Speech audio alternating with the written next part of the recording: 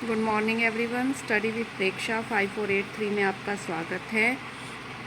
हम कर रहे हैं हिंदी का कक्षा 7 का पेपर।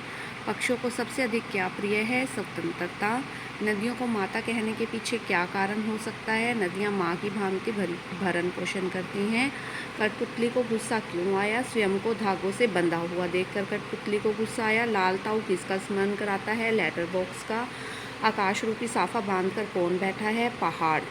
सच्चे मित्र की क्या कसौटी है? सच्चा मित्र विपत्ति में भी अपने मित्र का साथ नहीं छोड़ता।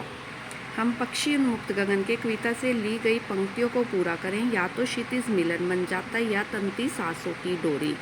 मिठाई वाले ने कहा, मैं भी अपने नगर का एक प्रतिष्ठित आदमी था। गुणवाचक विशेषण में कोई दो उदाहरण, वो आप कोई भी दो लिख सकते हैं। मैंने लिखा है ईमानदार आदमी और काली छतरी, जो उसकी विशेषता बताई। तो जान पुस्तक मूलतः किस भाषा से ली गई है? जापानी भाषा से। बाल महाभारत कथा के अनुसार लाख का घर क्यों बनवाया गया था? पांडवों को मारने के लिए लाख का घर बनवाया गया। लाख के घर को आग लगाई जा सके और पांडवों का नाश हो सके।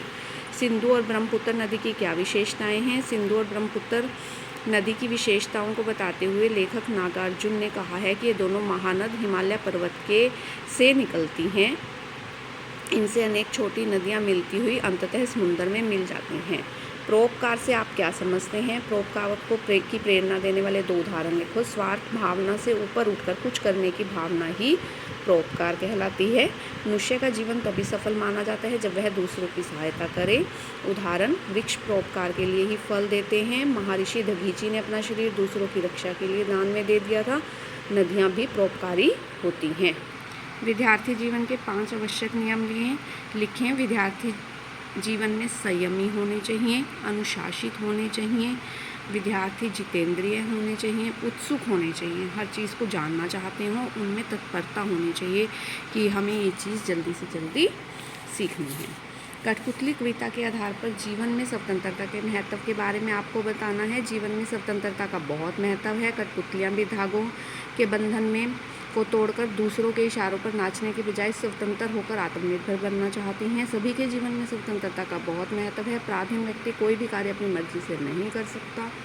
प्रत्येक कार्य के लिए वह दूसरों पर निर्भर है।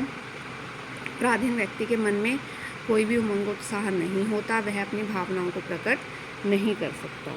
इसके बाद आपको एक पहरा दिया गया है जिसका आपको सरलार्थ लिखना है। प्रस्तुत पंक्तियाँ हमारी हिंदी की पाठ्य पुस्तक वसंत भाग 2 में संकलित कविता हम पंछी उन्मुक्त गगन के से ली गई हैं। इसके कवि शिव मंगल सिंह सुमन हैं। इसकी व्याख्या पक्षी कहते हैं कि हे मानव, हमें आसमान में आज़ादी से उड़ने वाले हैं। हम खुले आसमान में आज़ादी से उड़ने वाले हैं। हम पिंजरे में बंद होकर अपने मधुर स्वर से गा नहीं पाएंगे। सोने की सलाखों या तिलियों से युक्त इस पिंजरे से टकराकर हमारे सुंदर व रोमांचित पंख जो हैं वो टूट जाएंगे। Please like, share and subscribe.